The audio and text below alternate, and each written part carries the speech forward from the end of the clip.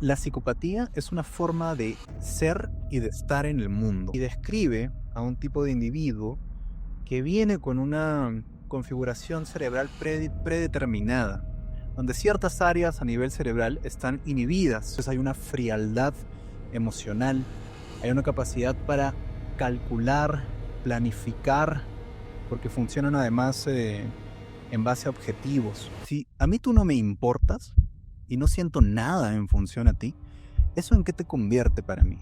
Te convierte en un objeto, en una ficha que puedo mover, porque no registro realmente que te estoy afectando. El psicópata se sabe la letra pero no la melodía. El narcisista es dependiente, te necesita, es casi un niño. El psicópata no te necesita en lo absoluto. El Es psicópata, completamente independiente. que estas personas pueden destruir tu vida, realmente pueden destruir tu vida. Renzo Santamaría, bienvenido a MBT Podcast. Qué placer poderme sentar contigo, porque hoy vamos a explorar uno de esos temas que son es un tema muy apasionante, y es el tema de, de los psicópatas. Y hace mucho tiempo no grababa digital, pero realmente eres una persona maravillosa, con una audiencia increíble, y quiero que exploremos este tema y esta conversación. ¿Cómo estás? Muy bien, muchas gracias Ricardo por la invitación. Feliz de poder conversar sobre esto contigo. Renzo, quiero que empecemos con la conversación con un tema que es sumamente interesante, que son los psicópatas.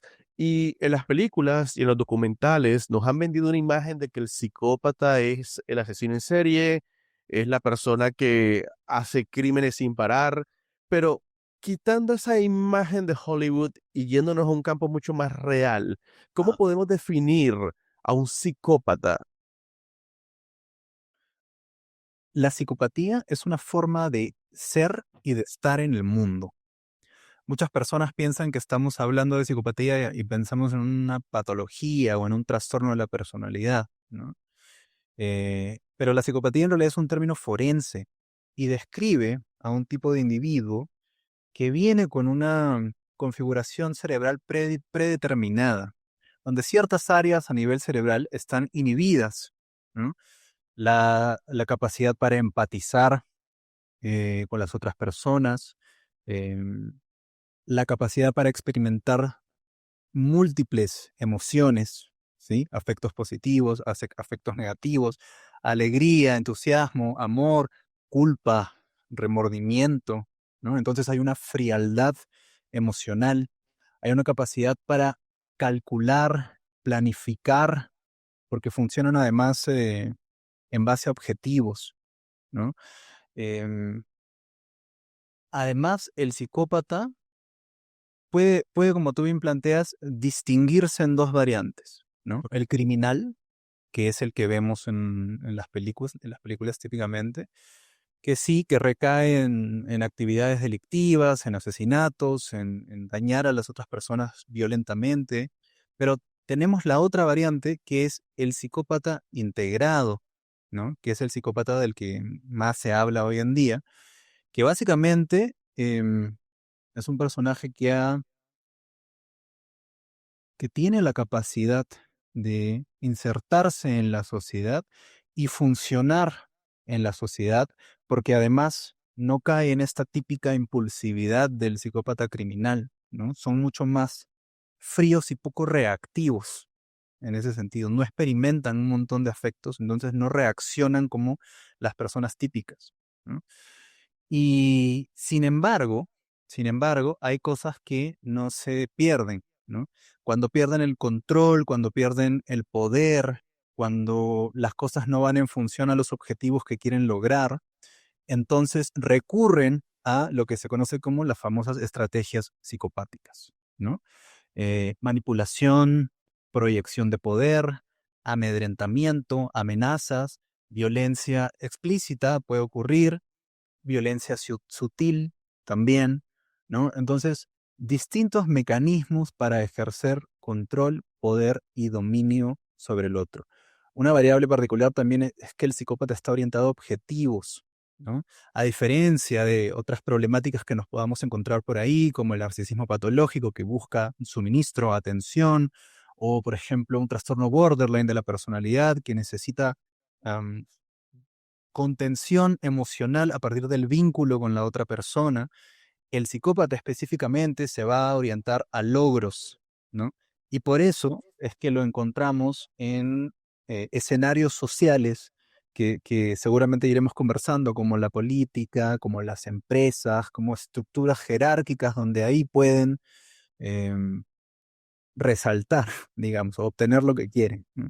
Renzo, quiero hacerte una pregunta muy interesante, porque si estas personas no tienen la habilidad de amar y no tienen la habilidad de empatizar, Sí. ¿cómo se adaptan al mundo? O sea, ellos realmente están analizando cómo las personas interactúan y están copiando, Sí. o cómo realmente logran crear esa interacción. Sí, para empezar, como no hay acceso a afectos positivos y casi que no hay acceso a afectos en general, su rango emocional es muy inhibido, ¿no? Em, la manera de vincularse va a partir desde la instrumentalización, ¿no? De nuevo, en función a objetivos. Yo uso al otro, instrumentalizo al otro para poder lograr lo que quiero, porque no puedo sentir y por ende no hay empatía y por ende no puedo sostener un vínculo real, ¿no? Entonces necesito recurrir al uso del otro. ¿Me puedes dar Em, ejemplos de ese uso? Por ejemplo, un narcisista que quiera, no, un narcisista, no, un psicópata, perdón, eh, que quiera alcanzar algo como, ¿qué? Como una posición de trabajo, como tener sexo. por supuesto, ¿no? El abuso psicopático es mucho más focalizado de lo que se piensa, a diferencia de otras problemáticas como el narcisismo, el borderline, ¿no? Que pueden sostener estos loops relacionales infinitamente. El psicópata va a ir, va a intentar conseguir lo que quiere de ti y si es necesario te va a votar, te va a despachar en ese momento y puede buscar que lo ayudes para conseguir un puesto de trabajo, puede buscarte porque quiere tener sexo, puede buscarte porque quiere conseguir dinero a partir de ti, ¿no? Puede buscarte porque quiere que le presentes a alguien y de ahí se acabó. No te necesita más, ¿no? Entonces, para eso lo que hacen es que tienen un funcionamiento maquiavélico, planifican, te estudian, ¿sí? Esa es la peculiaridad de la psicopatía. Como no tienen acceso a todo este rango de emociones y empatía, aprenden a estudiar al otro, ¿no? Entonces te vas a encontrar, por ejemplo, con una persona psicopática que te va a hablar de un tema que te encanta a ti, ¿no? No sé, imagínate que te gusta el fútbol, entonces va a venir y te va a hablar un montón del fútbol y tú te vas a dar cuenta, y es bien peculiar esto, ¿no? Porque por ahí escuché una frase, em, el psicópata se sabe la letra pero no la melodía, es una cosa así. Entonces te hablan como pareciendo que saben lo que están diciendo, pero si tú profundizas y analizas y ahondas un poco en lo que te están diciendo, te vas a dar cuenta que realmente no saben. Su conocimiento, su entendimiento de ti es superficial y utilizan estas temáticas que estudian en función a ti para poder acceder a lo que quieren lograr contigo, ¿no? Básicamente esa es la estrategia, el maquiavelismo y la planificación. Ahora, Renzo, ¿un psicópata sabe que es psicópata? Porque este es un tema bien interesante. Al tener la inhabilidad de poder empatizar, de poder sentir, debe ser muy interesante internamente cuál es la percepción que ellos tienen de sí mismos, ¿no? Conocen muy bien la diferencia entre lo que está bien y lo que está mal. Eso aplica para la psicopatía y para el narcisismo patológico también, ¿sí? Em, pero como no hay empatía, no hay un registro del otro, ¿no? Si a mí tú no me importas y no siento nada en función a ti, ¿eso en qué te convierte para mí? Te convierte en un objeto, en una ficha que puedo mover, porque no registro realmente que te estoy afectando. Tú me puedes decir que te estoy afectando, pero yo no lo siento. Entonces te quedas en esa función para mí. Eres una extensión de lo que yo quiero, eres un objeto, un avatar, algo a ser utilizado, ¿no? Entonces, eh, no pueden realmente sentir que te está pasando algo y reconocerlo, y no les importa, ¿no? Por eso es que operan de esa manera. Ahora, Renzo, quiero hacerte una pregunta muy interesante porque hoy en día la palabra narcisismo se ha vuelto de moda, está en todos lados. sea, está en el café, está en todos lados. Y creo que la gente ha generalizado mucho la palabra narcisismo. Hay que tener mucho cuidado porque para ser un narcisista se tiene que cumplir ciertos estándares y creo que la gente ha generalizado ese concepto para simplemente identificar a una persona de pronto egoísta, pero no necesariamente narcisista. Ujú. ¿Qué diferencia existe realmente entre un narcisista y un psicópata? Esa es una gran pregunta. Lo primero que te quiero decir, y desde ya para las personas que están viendo, y esto va a ser crudo y sé que no le va a gustar a mucha gente, pero lo cierto es que no todos son narcisistas, ¿no? El narcisismo patológico es un trastorno de la personalidad, ¿sí?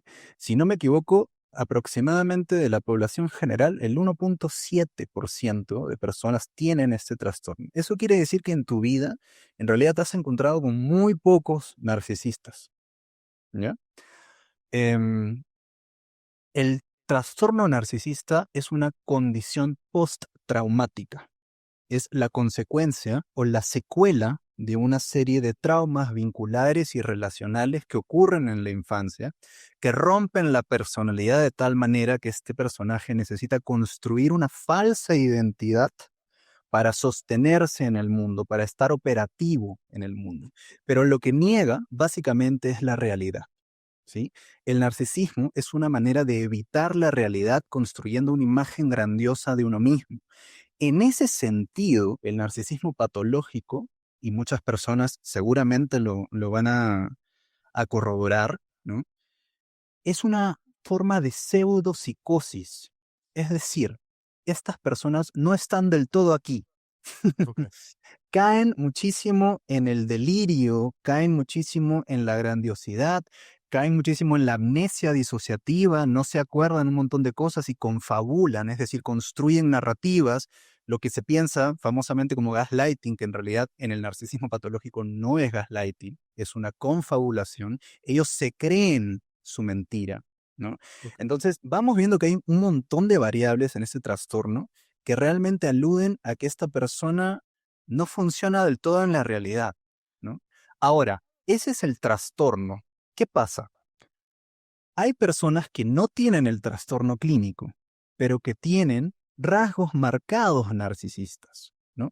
Lo que se conoce como estilo de personalidad narcisista. Y eso básicamente es con lo que se encuentra la gente. Por eso hay tanto, ellos sí abundan, más o menos en el 4 o 5% de la población. Tenemos un montón, hay un montón de personas así. La gran diferencia entre el estilo y el trastorno es que una persona con un estilo de personalidad narcisista está cimentado en la realidad, ¿ya? No operan desde un lugar de fantasía. Pueden ser egocéntricos, centrados en sí mismos, pueden tener poca empatía, pueden ser difíciles en las relaciones, sí, pueden ser manipuladores, difíciles de lidiar, pero están acá, por, por ponerlo de alguna manera, ¿ya? Igual necesitan, ¿no? Esta cuota de grandiosidad, esta cuota egocéntrica donde las cosas están centradas en ellos mismos. Pero, por ejemplo, una diferencia importante que la gente no registra es que una persona que tiene rasgos marcados narcisistas tiene acceso a la empatía. Oh, wow. Tiene lo que se conoce como empatía situacional. Hay ciertos contextos en su vida, de repente la familia, de repente algunas personas muy cercanas, que le despiertan una sensación de empatía. A diferencia del trastorno, en el trastorno no hay un registro empático, ¿no? Entonces hay que separar eso con pinzas para saber realmente con qué estamos lidiando. Y voy a decir otra cosa que es bien disruptiva y a la gente no le va a gustar. Lamentablemente, nos guste o no, estas personas pueden tratarse. Es decir, las personas que tienen rasgos marcados narcisistas o un estilo de personalidad narcisista pueden ir a terapia y con mucho esfuerzo y mucho trabajo personal desarrollar cierta flexibilidad en la personalidad, a diferencia del trastorno. Cuando hablamos del trastorno, no hemos encontrado hasta ahorita ningún tipo de abordaje que realmente nos garantice algún tipo de cambio, ¿sí? Créanme, y cuando aparezca voy a ser el primero en, en- en traerlo. Ahora, para responder a tu pregunta, ¿qué diferencia una persona con un trastorno de la personalidad narcisista y qué diferencia un psicópata? Para empezar, em, el narcisista patológico o el trastorno narcisista siempre va a necesitar validación externa, ¿sí? Ok. Necesitan construir esta imagen y alimentarla, porque desde ahí pueden funcionar. ¿Cómo la alimentan? Con tu mirada, con tu atención, con tu suministro, con tu validación, con tu adulación y admiración, etcétera, etcétera, etcétera, con todos los formatos de atención en los que puedas pensar. El narcisista es dependiente, te necesita, es casi un niño, ¿no? De hecho, sabemos que psicológicamente la media arroja que tienen más o menos entre 2 o 3 años emocionalmente y psicológicamente hablando. Entonces, en gran medida, el narcisista es un niño, tiene el funcionamiento de un infante, ¿sí? El psicópata no te necesita en lo absoluto. El Es psicópata, completamente independiente. sí, el psicópata puede tener características grandiosas, pero su imagen no depende de ti, ¿sí? Puede él conseguir con facilidad lo que él necesita para sentirse bien, ¿no? Es como, hay autores que lo llaman como una versión exagerada de un ser humano, ¿no? El psicópata tiene características que podríamos pensar como más humanas, pero que están exageradísimas. Pero el psicópata puede funcionar por sí mismo, ¿no? Una segunda variable en esto es que em, la regulación emocional en el trastorno narcisista depende de lo externo. Ellos se regulan, tienen lo que se conoce como un locus de control externo. Entonces viene de afuera, ¿no? La atención, la compañía, la presencia, el suministro, y eso los regula emocionalmente. Es decir, los calma, se sienten más tranquilos, se sienten un poco mejor. La regulación del psicópata, para empezar, igual que la imagen grandiosa, no depende de lo que venga de afuera. El psicópata casi no necesita regularse, porque sus afectos están inhibidos, ¿no? Entonces, como no siente mucho y las cosas no lo afectan tanto, no es que va a recurrir a ti para eso específicamente, no tiene este grado de dependencia, ¿ya? Otro punto importante es que, a ver, un narcisista clásico, el famoso narcisista grandioso, ¿no? Eh, se apoya muchísimo en estrategias discursivas, se apoya en el carisma y en el discurso para lograr lo que quiere, ¿sí? Y desde ahí manipula, desde ahí distorsiona la realidad, utiliza el lenguaje, ese es su recurso, ¿no? Y lo vamos a ver en distintas instancias, cómo repiten las cosas una y otra vez, ¿no? Cómo instalan una narrativa repitiendo constantemente, que de ahí si quieres te hablo de eso, se conoce como entrainment y es un mecanismo que utilizan, es muy, muy peculiar. Eh, pero el psicópata va a recurrir a otro tipo de estrategias, no solamente el discurso. El psicópata va a caer en lo que ya te mencioné, estrategias psicopáticas, amedrentamiento, violencia, amenaza, proyección de poder, ¿sí? Coerción, ¿no? Control coercitivo. Va a recurrir a cosas, a formas mucho más explícitas para lograr lo que quiere. Recordemos que el psicópata orientado a objetivos funciona para dominar al otro en gran medida. Em, Otro punto importante es que, por ejemplo, los narcisistas tienden a ser prosociales. Es decir, es muy probable que busquen espacios sociales, por eso se habla del famoso narcisista comunitario, ¿no? La iglesia, las comunidades, la ayuda social, la familia, ¿no? El colegio de los hijos, algún espacio donde van a querer pertenecer porque desde ese grupo, ¿no? Desde esa instancia en realidad, pueden obtener todo el suministro que quieran y sostener la imagen grandiosa y regularse, ¿no? Es casi una fantasía cultista lo que ocurre con el narcisista patológico. El psicópata, a diferencia de esto, puede ser un lobo solitario, Ujú. sin ningún problema. Hay variantes prosociales, hay variantes que funcionan en la sociedad, pero sin ningún problema puede operar por sí mismo. Y no necesita de grupos, no necesita de espacios, de comunidades, ¿no? Si quiere algo específico puede adentrarse en algo de eso, pero no es una necesidad que ellos tengan. Rezo, una Mm, pregunta muy personal. sí. ¿En tu entorno cercano, familiar o de amigos, alguna vez has logrado identificar a un psicópata? Me he encontrado con más, en mi entorno cercano me he encontrado con más personalidades narcisistas en realidad. ¿no? Yo Entonces, estoy casi 100% seguro que una de las personas que yo entrevisté en este podcast, no puedo decir el nombre, pero estoy 100% seguro ya, que tiene unos rasgos psicópatas muy marcados, puede ser. porque la forma como ha ido escalando para llevar su narrativa Ujú. y quiere controlar la narrativa y la forma como lo ha hecho me ha sorprendido mucho, pero sobre todo ha destruido a muchas personas en su camino sin importarle. Y eso que dices es bien importante. Hace poco conversaba con una persona que me contaba, ¿no? Que había identificado disposiciones psicopáticas hasta en su terapeuta, ¿no? Wow. Y no te puedo contar más allá de la historia, pero para que veas dónde están metidos. Están metidos en todos los escenarios posibles y desde ahí pueden generar una destrucción absoluta. No importa si es un vínculo terapéutico, no importa si es un vínculo de familia, no importa si es un vínculo religioso, ¿no? O espiritual. eh, el grado de abuso no tiene límites. Y quiero señalar algo que has dicho que es muy importante, porque la gente habla de la distorsión del discurso, ¿no? O de la gestión, el manejo del discurso, el famoso gaslighting, cómo ellos distorsionan la realidad. Y quiero hacer ahí una distinción extra sobre narcisismo y psicopatía.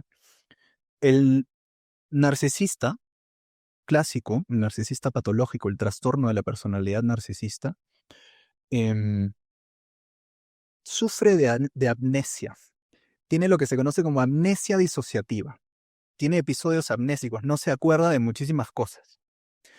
Y, y esto es resultado muchas veces de trauma, ¿no? De las vivencias que han tenido. El mecanismo amnésico es una respuesta típica, digamos, ante escenarios traumáticos, ¿ya?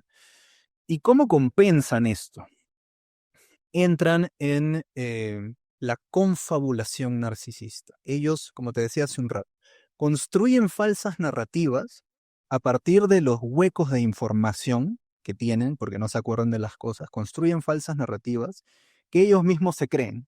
Entonces un narcisista está en el punto A, ¿no? Aparece en el punto C y no se acuerda qué pasó en el punto B y te dice, ah, bueno, sí, me vine en un taxi, ¿no? Y en realidad, no sé, lo trajo su mamá, ¿me entiendes?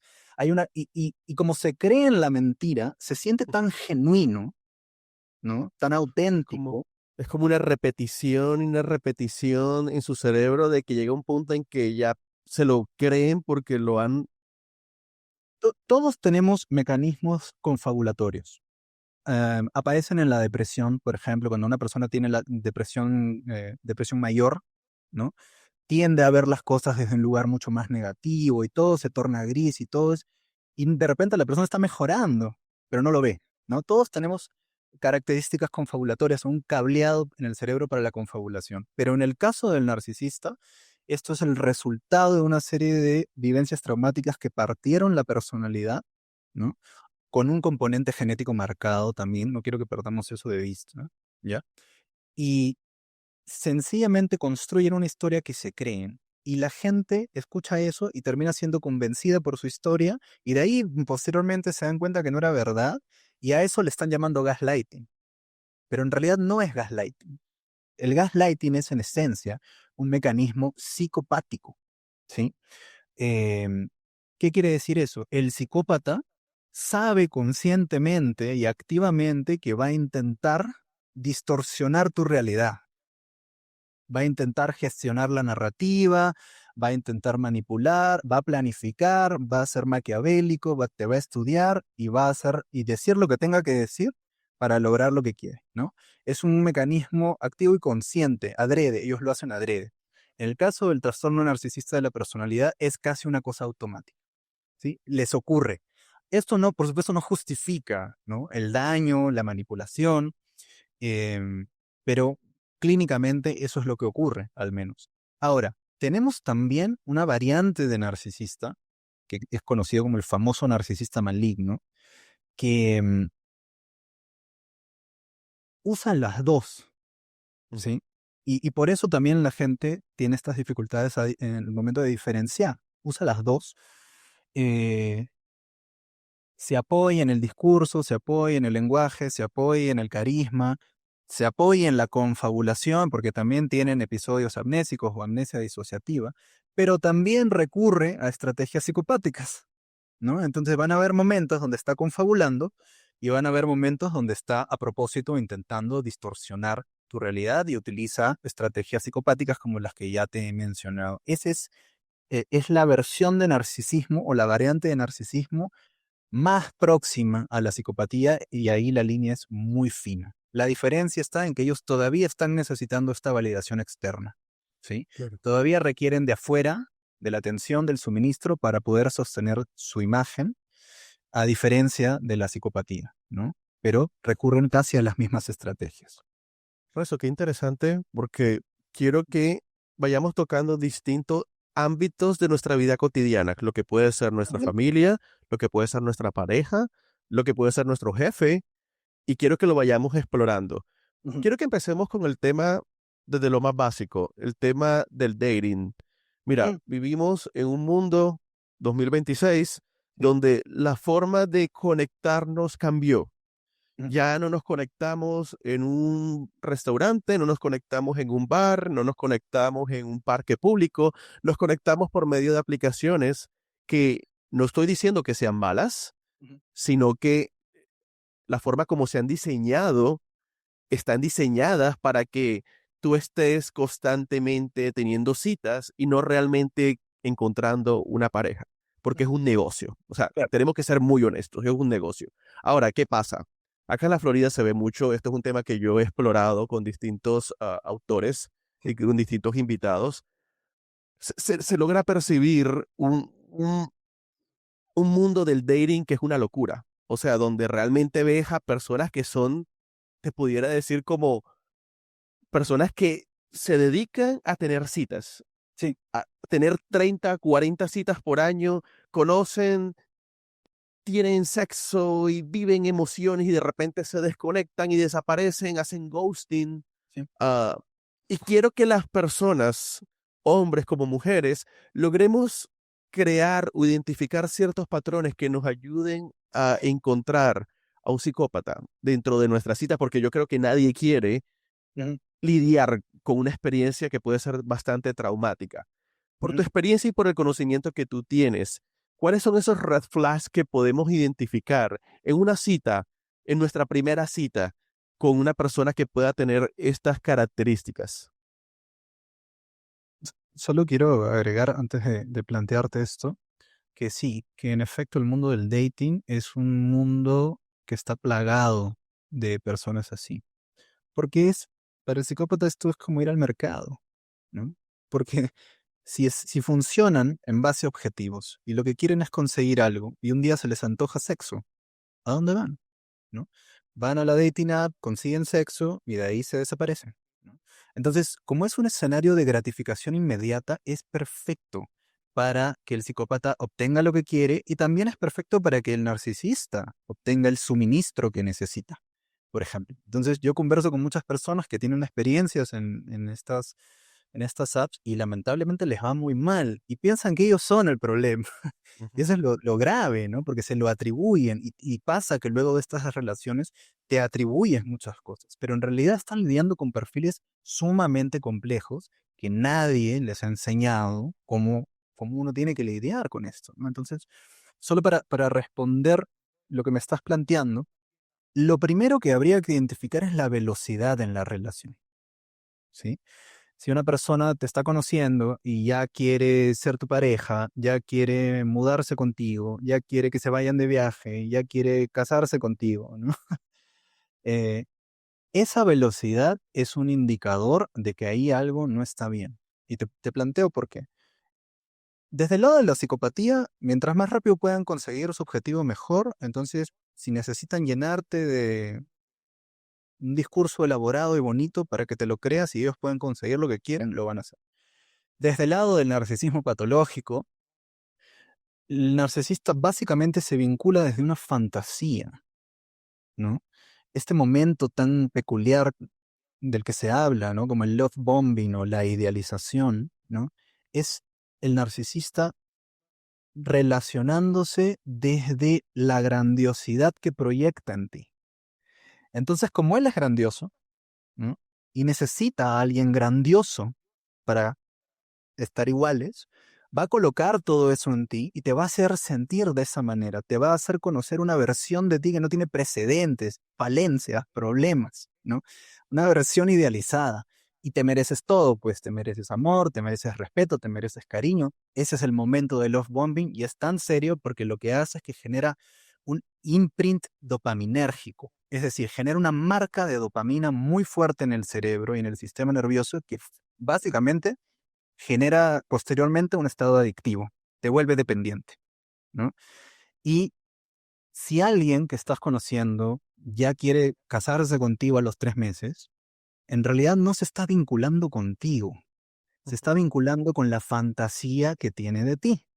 Entonces, lo que yo le digo a la gente es, si estás conociendo a alguien, tómate tu tiempo, ¿sí? Tómate tu tiempo y evalúa cómo responden ante el conflicto, porque en el conflicto vas a ver cómo las personalidades se desestructuran y se desorganizan. Vas a ver cómo el narcisista se desregula, vas a ver cómo el psicópata pierde control e intenta ejercer violencia para recuperar, ¿no? Dominio sobre ti, control sobre ti, poder sobre ti. Entonces, uno hoy en día, más aún si estás explorando escenarios de dating apps, ¿no? De aplicaciones de citas, necesitas ir con calma. Y no lo digo para que la gente desconfíe eternamente, para que sea hipervigilante y paranoide sobre estas cosas, pero creo que hay que ser precavidos y cuidadosos, porque estas personas pueden destruir tu vida. Realmente pueden destruir tu vida. No tienen límites con respecto al daño que te pueden hacer. Y lo peor es que muchas veces son cosas que se terminan normalizando en el vínculo y la misma víctima ni siquiera sabe que está pasando por algo, o ni siquiera sabe cómo salir, o ni siquiera sabe qué hacer, y hay una pérdida de identidad, ¿no? Entonces, también vamos a encontrarnos con que de alguna u otra manera van a buscar ejercer control sutilmente, si estamos hablando de una primera cita. De repente van a pedir la comida por ti, de repente te van a decir a dónde, a qué hora, en qué momento ellos te recogen, ¿no? Es como, hay que notar esta cualidad de control que a veces es sutil y a veces en ciertos contextos se puede confundir por caballeresca, ¿no? O por Entonces, atención, ¿no? De que, ay, atención. qué lindo que me llama todo el tiempo, o que se aparece de sorpresa en los lugares, qué lindo, ¿no? Tal cual, tal cual. Y otro punto también puede ser que es bien importante que eh, prestes atención a la narrativa que te están planteando, porque es posible que te encuentres con información contradictoria. Y eso es algo a tomar en cuenta. Em, Como el narcisista sufre de amnesia disociativa, ¿no? O como el psicópata va a tratar de distorsionar el discurso para caerte bien, ¿no? De repente dicen una cosa y el otro día dicen otra y al otro día dicen otra. Entonces hay que estar atentos a el orden de los hechos y la manera en la que los van planteando para ver si guardan una coherencia. Igual, yo te diría que el discurso no es algo de lo que nos podemos fiar en una persona. Jamás. Jamás. Todo el mundo puede hablar bonito. Todo el mundo puede decir cosas lindas. Todo el mundo puede llenarte de elogios y de historias elocuentes y hermosas. Lo que hay que chequear y corroborar una y otra vez es la consistencia en la conducta. Si alguien dice que hace esto, bueno, vamos a ver si lo hace. Vamos a ver si lo hace constante y consistentemente. Vamos a ver si no se contradice. Vamos a ver si no hace lo opuesto, ¿no? Esa es la única variable que hay que tomar en cuenta a mediano o largo plazo. Por ejemplo, si estás iniciando un vínculo con alguien, la conducta. La conducta es el principal indicador. No caigas por falsos discursos, por narrativas bonitas. Eso es lo que más utilizan estas personas y no sabes realmente si es cierto o que no, y ellos probablemente, pensando en el trastorno narcisista, ni siquiera saben si lo que está diciendo es cierto o no, solo lo está diciendo para generar una respuesta en ti, un enganche, el famoso hoovering, ¿no? Donde te buscan reenganchar. Entonces, y un último punto. Em, en la década de los 70, un roboticista japonés, si no me equivoco, llamado Masahiro Mori, eh, planteó que mientras más parecidos los robots sean a las personas, en lugar de nosotros sentirnos más cómodos con ellos o con ellas o ellas, nos vamos a sentir más incómodos, porque vamos a notar que a pesar de que se parecen, hay algo que no cuadra y nuestro sistema registra en un nivel no verbal, en un nivel inconsciente, en un nivel evolutivo, que hay algo aquí que está como raro, ¿no? Y muchas personas, y esto no está, a ver, validado científicamente, quiero desde ya decirlo, pero muchas personas, al menos a nivel anecdótico, comentan que cuando conocen personas así, que tienen un trastorno de la personalidad, o funcionan desde la psicopatía, tienen un registro de que algo está raro, ¿no? Como que algo no me calza aquí, como que algo no me cuadra, ¿no? Y en ese momento yo les digo, hay que prestar algo de atención a esta intuición, aunque sea en el ánimo de validar nuestra subjetividad en ese momento, para no mirarlo desde lo científico necesariamente, ¿no? Nuestro sistema está registrando una alerta por algo, ¿no? ¿Y por qué la comparación con los robots? Porque, a ver, en los robots hay cualidades que no son humanas, por supuesto. Y el narcisista y el psicópata particularmente el narcisista, es más o menos un trabajo que quedó en proceso. No logró desarrollar una serie de cualidades como la empatía, como la consideración por el otro, como la capacidad de vincularse, como la capacidad de sentir afectos y emocionalidad positiva, ¿no? Entonces hay una serie de cosas que se quedan en el camino y no se logran desarrollar. Entonces es como un trabajo que queda ahí, a medias. Y esas cosas nos saltan, ¿no? En un registro particular, en un registro no verbal, en un registro inconsciente. Entonces, eso también es algo a lo que hay que prestarle atención. Mi intención no es que la gente se sesgue, pero que confíe en lo que está sintiendo y que evalúe, ¿no? Que evalúe en el Claro. tiempo.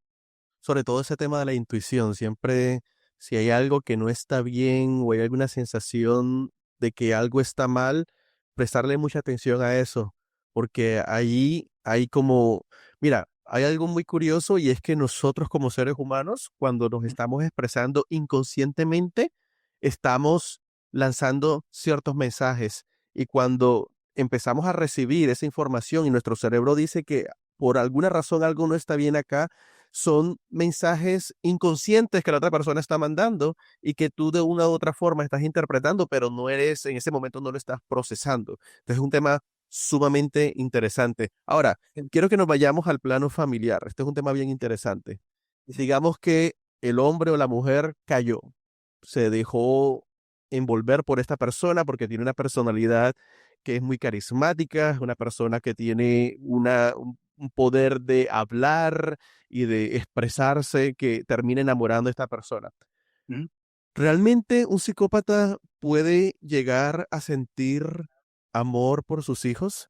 Mira, hay un caso que es muy famoso, que es la famosa serie Dexter. Es una de mis series favoritas. Me encanta ese libro. ah, pero yo me pongo a analizar Dexter y por supuesto, vamos a dar todo muy claro. Esto es un personaje de Claro, claro. televisión. O sea, esto es un personaje ficticio. Pero Dexter, si lo llevamos al rasgo psicopático, él no es un psicópata porque él sentía amor por su hijo y por su hermana. En un ejemplo, un Mm, psicópata no siente eso. Ahora, desde tu perspectiva, con tu mm. experiencia, ¿realmente un psicópata puede sentir amor por un hijo? Un psicópata primario, y ahora te explico esta distinción, no tiene acceso al rango completo de emociones que tendríamos las personas. Sus emociones están inhibidas, tanto las positivas como las negativas. Entonces no sienten entusiasmo, gratitud, amor, alegría, culpa, remordimiento, ¿no? Frustración, todo ese tipo de cosas no las llegan a sentir del todo, están muy, muy apagadas, ¿no? Ahora, de repente hay que establecer una distinción ahí, porque el psicópata primario, que es del que se habla comúnmente, ¿no? Que tiene este componente genético tan marcado y las estructuras cerebrales tan marcadas, tiene esta frialdad emocional, es plano emocionalmente, ¿no? Pero existe una segunda variante, conocida también como la psicopatía secundaria, o el psicópata secundario, ¿no?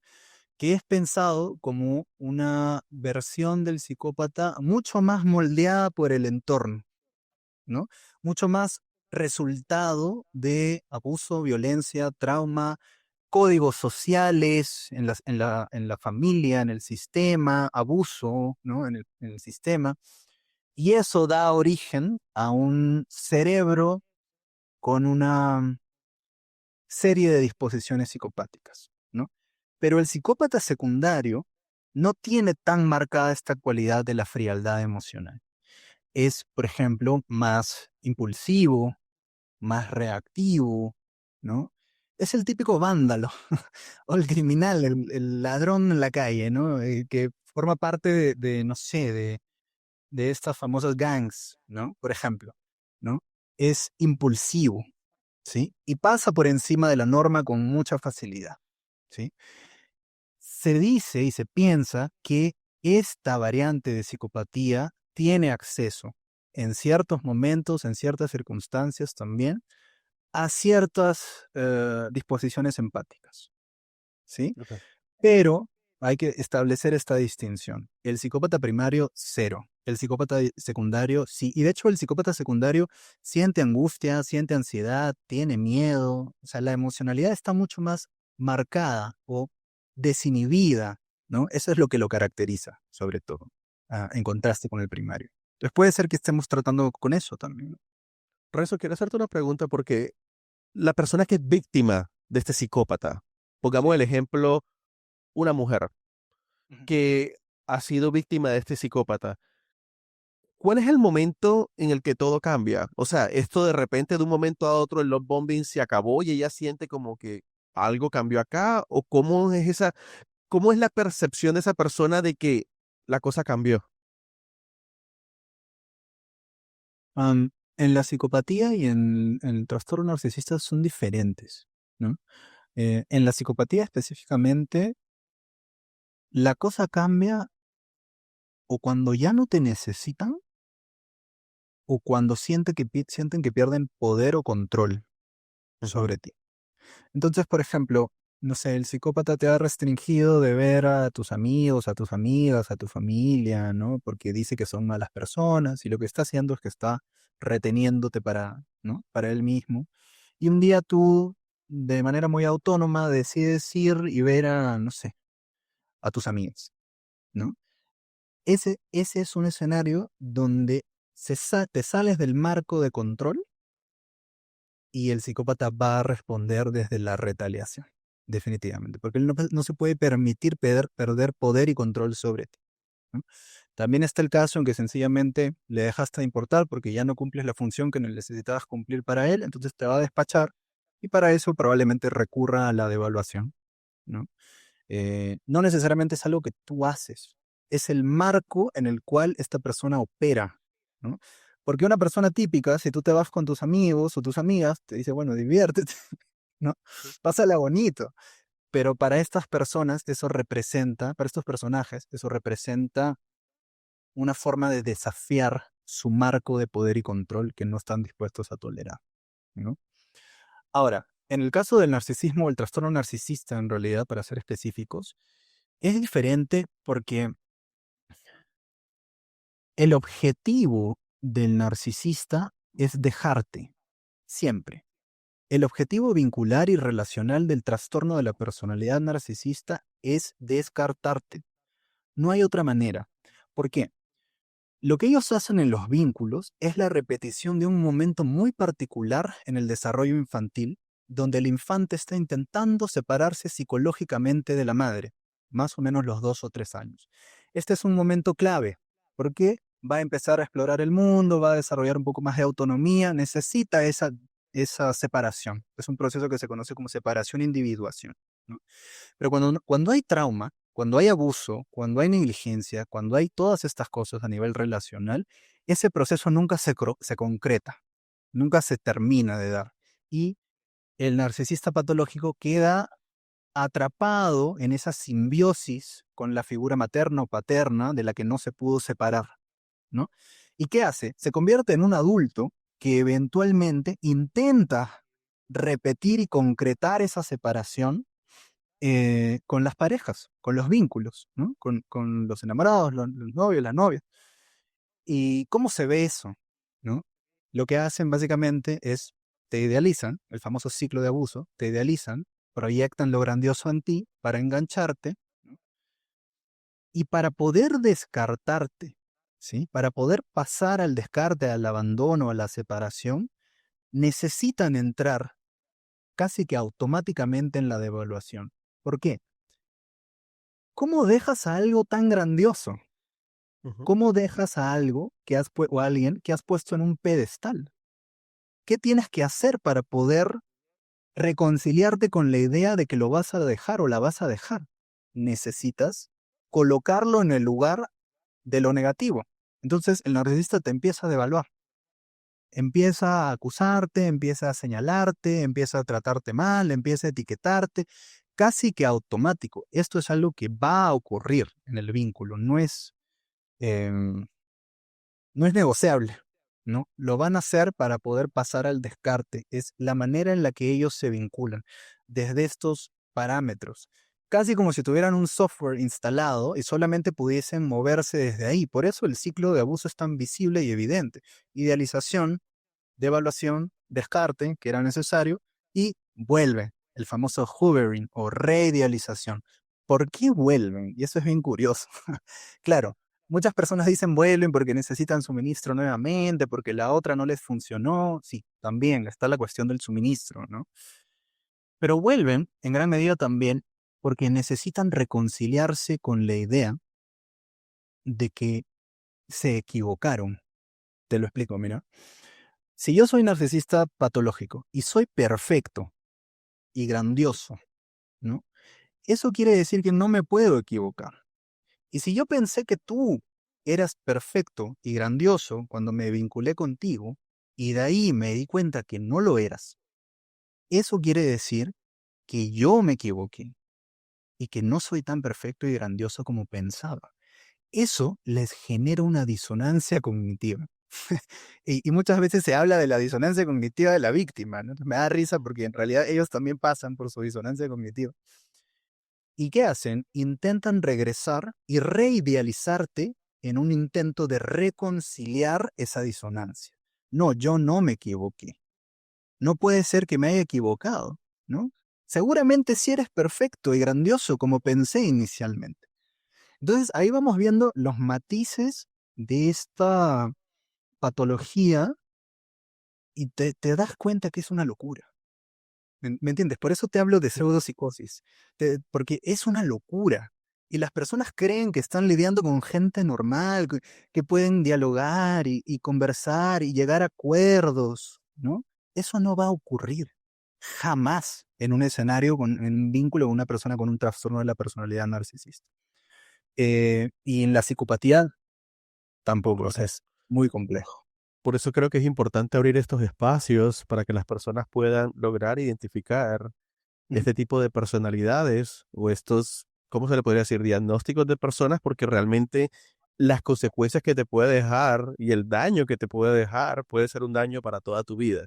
Desde Lógico. cuestionar tu propia identidad, desde cuestionar si realmente eres una persona buena, Ujú. si realmente eres una persona que vale la pena, porque destruyen tu estima, te manipulan al punto de succionarte y de secarte absolutamente todo.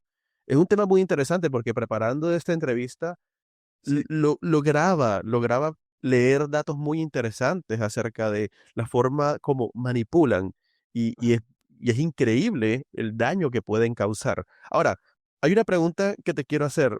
Dentro de la investigación que hacía el 1% de la población, o sea, uno de cada 100 tiene rasgos psicopáticos, pero hay algo muy interesante y es dentro de las posiciones de poder, como puede ser un presidente, como puede ser el CEO de una compañía, como puede ser un jefe, ese número se expande a un 4%. Porque estas personas y estos psicópatas logran adaptarse también en las posiciones de poder y en las posiciones de poder mandar. O sea, ¿cómo llega ese modelo de manipulación para poder llegar a estar al top de la organización cuando no tiene sentimientos? porque nuestra sociedad gratifica las disposiciones psicopáticas y narcisistas. Claro. Nuestra sociedad está construida de tal manera que estos rasgos son premiados. Y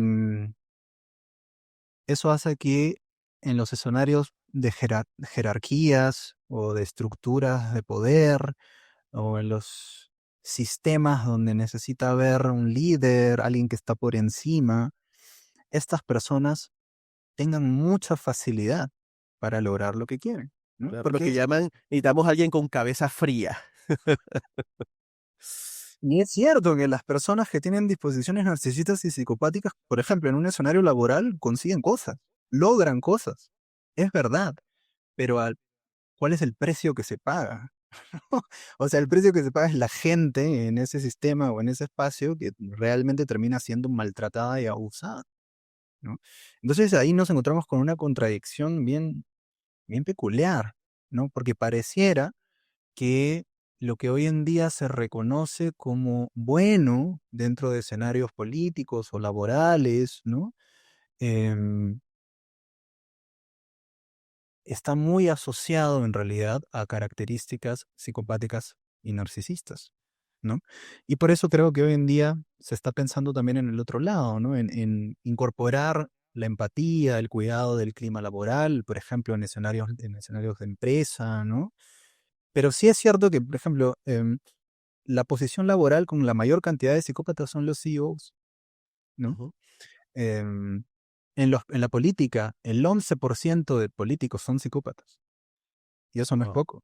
Si piensas que uno de ellos puede llegar a ser el presidente de una nación, ¿no? Ujú. Entonces, Es un tema bien interesante, ¿sabes? O sea, obviamente, mire, para poder diagnosticar a un psicópata, esto se necesita tener un diagnóstico médico. Esto no se puede medir a ojo. Pero ujú, creo que también tenemos dirigentes a nivel mundial que muestran ciertos patrones sin tener que hacer un examen exhaustivo, sí, sí.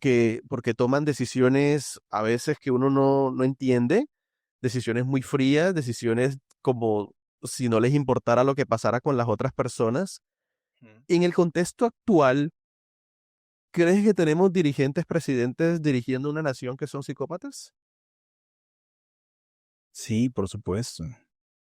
Todo lo que ha ocurrido en Venezuela, en Estados Unidos, mucho de Ujú, lo que pasa en Rusia, ¿no?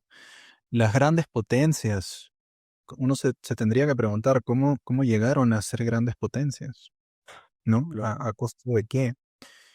Y lo cierto es que para llegar a eso en muchos sentidos necesitas disposiciones psicopáticas, porque necesitas pasar por encima de la gente para lograr ciertas Ujú, cosas. No digo que esté bien, pero es lo que ocurre en muchos. Mira lo que ocurrió en Venezuela, ¿no? claro. Em, para sostener una ideología, quienes pagaron el precio fueron todas las personas que vivían en ese país, las familias, eh, los hijos, los padres que no podían comer, que no podían verse, que tuvieron que irse. ¿Y a quién le importó en el poder? Ujú, ¿Hubo realmente un reconocimiento, un registro empático de lo que estaba viviendo la nación?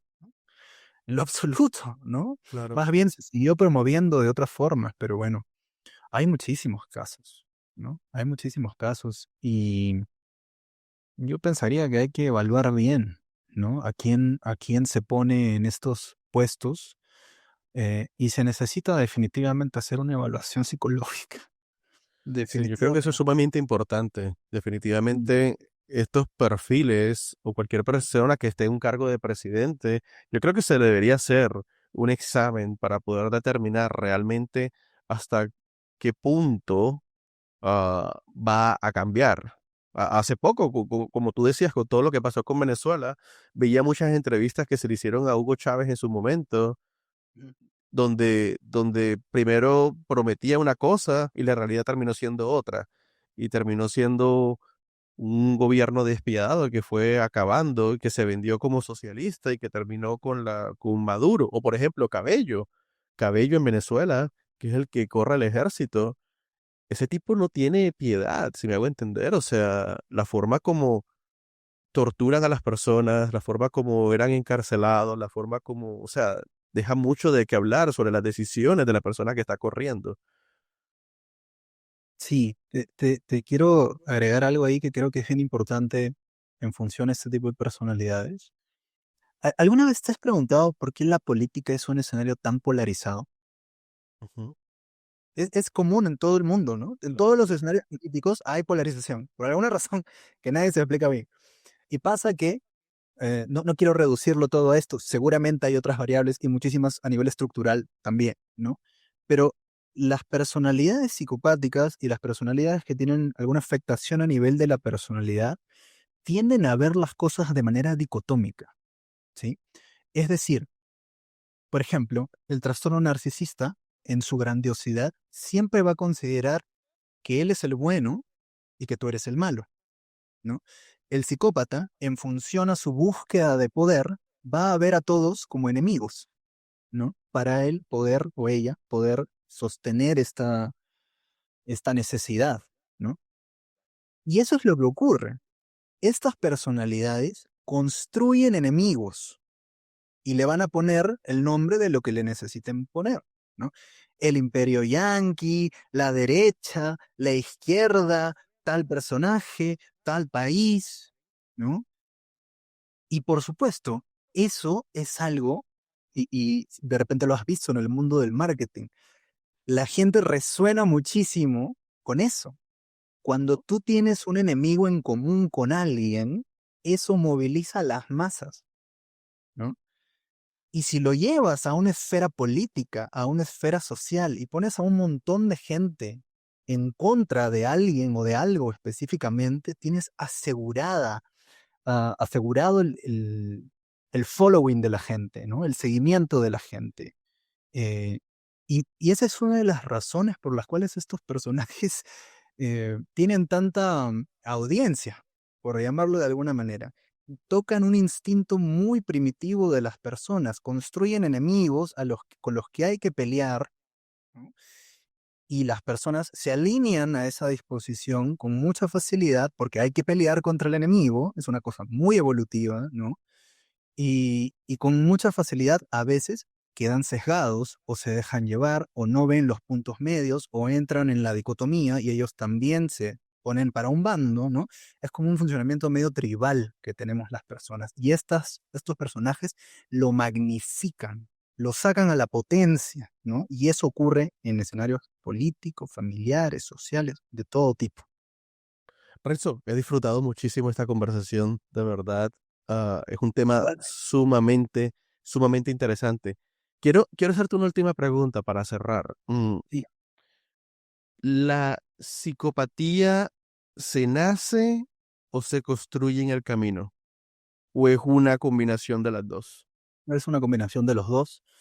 Pero cuando hablamos de la psicopatía primaria, el componente genético y hereditario es mucho más marcado.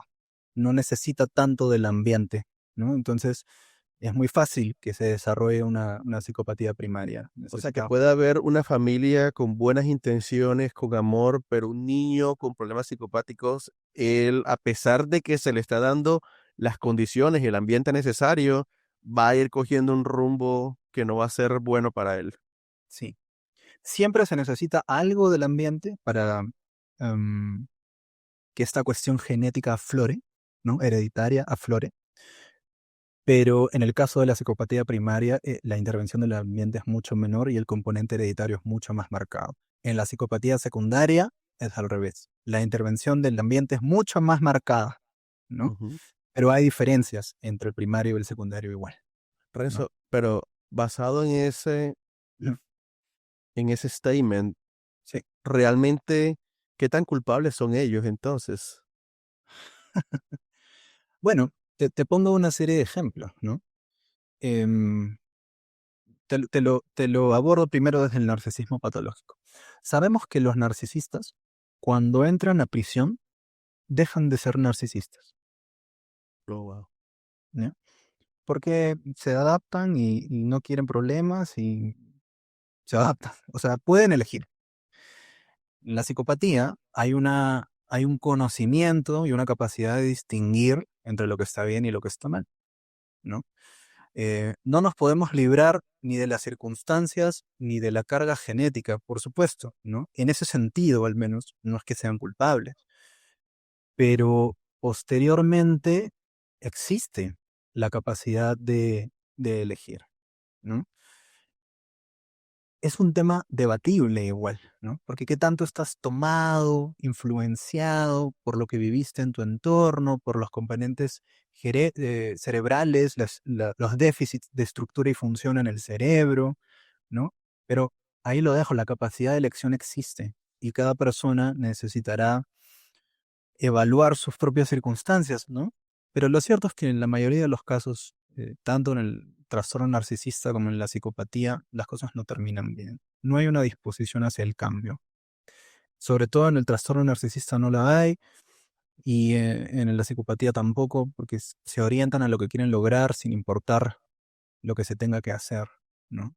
Entonces no quiero dejar esto en una nota desesperanzadora, pero quiero aclararle a la gente que tiene esperanza en relación a este tipo de personajes. Porque hay personas que creen que pueden cambiar, hay personas que tienen este anhelo, un anhelo además muy infantil, ¿no? No lo digo despectivamente, sino que es propio de un niño querer que las cosas o que las personas con las que nos vinculamos, por ejemplo los padres, nos quieran, nos amen, nos cuiden, las cosas sean Sí, distintas. Y sostenemos eso, ¿no? Y sostenemos eso. Pero en la realidad y en la adultez, ese no es el escenario más probable. Es muy difícil que eso ocurra. Y todavía no sabemos qué hacer con eso. Al menos en la psicología y en la psiquiatría, no sabemos realmente cómo ayudar a que estas personas mejoren y cambien. Renzo, muchísimas gracias por este espacio, por esta conversación. Y cuando llegues acá al sur de la Florida, ya sabes que tienes una casa abierta para todos nosotros acá. Hermoso, Ricardo. Hermosa entrevista. Un gusto conversar contigo y cuando quieras podemos volver a conversar.